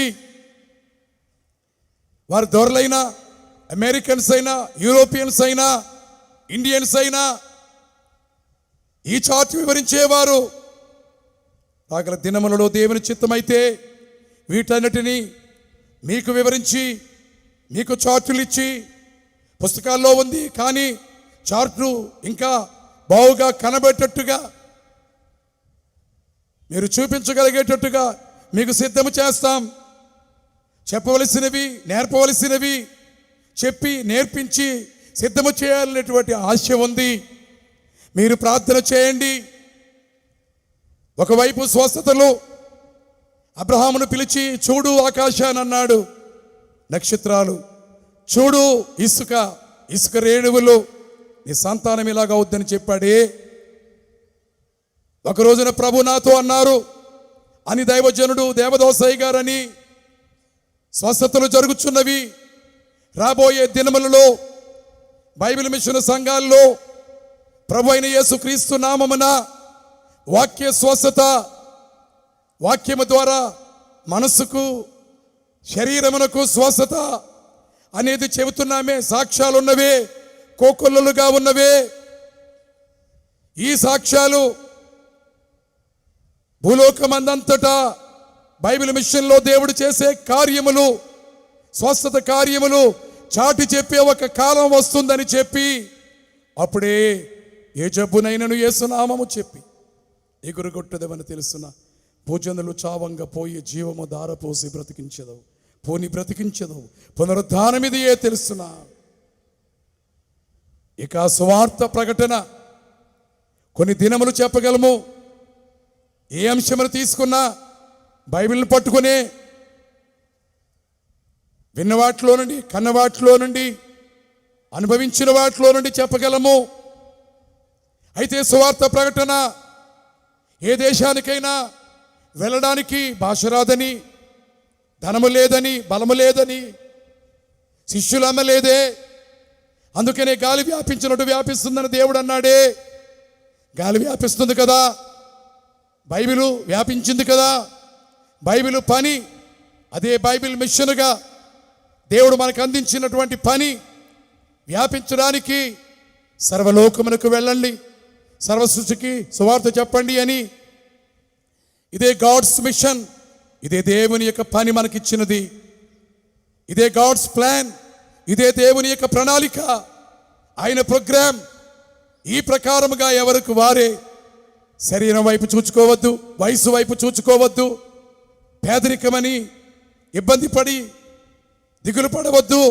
దేవుని వైపు చూచి, శ్రీమంతుని వైపు చూచి, శ్రీకరుని వైపు చూచి, దేవుడు అప్పగించినటువంటి పని దేశంలో, రాజ్యములలో ఇది దేవుని రాజ్యము, పరలోక రాజ్యం అన్నాడే ప్రభు. ఈ భూలోకమే పరలోక రాజ్యం ఈ మధ్య ఉందన్నాడు. దేవుని స్వార్థ ద్వారా ఈ భూలోక రాజ్యములు దేవుని రాజ్యముగా మారి శాంతి రాజ్యము, సమాధాన రాజ్యము, యుద్ధాలు లేని రాజ్యముగా, నూతన ప్రపంచముగా, క్రొత్త భూమి, క్రొత్త ఆకాశమును కలుగు చేసే దేవుడు, కృతధనాన్ని తెచ్చే దేవుని యొక్క వాక్యము ద్వారా సర్వలోకములకు వెళ్ళాలి. ఇప్పటి వరకు బైబిల్ మిషన్ ఎన్ని దేశాలకు వెళ్ళిందో అది చెప్పవాలంటే అది ఒక పెద్ద బోధ. నాకు 25 సంవత్సరములు వచ్చినప్పుడే యూరోప్ ఖండములోనికి వెళ్ళడం జరిగింది. నాటి నుండి నేటి వరకు ఎన్నెన్నో దేశాలకు దేవుడు నడిపిస్తున్నాడు. బైబిల్ మిషన్లో ఉన్నవారు నడిపిస్తున్నాడు. అన్ని మిషన్లలో ఉన్నవారు దేశాలన్నిట సంచారము చేయుచున్నారు. భూమి చుట్టూ సంచరించు బోధకులను పంపినావు రక్షక, దీవించి శిష్యులను దేవలోకమేగినావు రక్షక, నా వందనములు అంటూ దేవుని సేవను సాగిద్దాం. కొన్ని ముఖ్యమైన అంశములు మీరు ఎరుగుదురు అని మీరు భావించినను మీకు జ్ఞాపకం చేయవలనని యథార్థముగా మీతో సూటిగా మాట్లాడుచున్నాను. మీలో ఎవరు నిర్లక్ష్యము కానీ మాకు తెలుసని కానీ అనుకొని వీటిని చేయుట విషయంలో వెనుకబడవద్దు. సమయం లేదని, సమయం సమీపించిందని, అన్నిటి అంతము సమీపించిందని బైబిల్ మాటయే ఈ బోధ మాటగా మీకు చెబుతూ బైబిల్ మిషన్ సంఘములన్నీ, యవనస్తులందరూ, విద్యావంతులందరూ, నాయకులు, మిషన్లో పనిచేయుచున్న సేవకురాండ్రందరూ దేవుని కొరకు పనిచేసి నిజమైన క్రీస్తు బిడ్డలుగా ఈ లోకంలో బ్రతికి మేఘమెక్కు ధన్యత దేవుడు మీకు దయచేయునుగాక. ఆమేన్. ప్రభువా, ఈ వర్తమానమును యేసు ప్రభు నామమున ఆశీర్వదించుము. ఆమేన్. మరణాతా.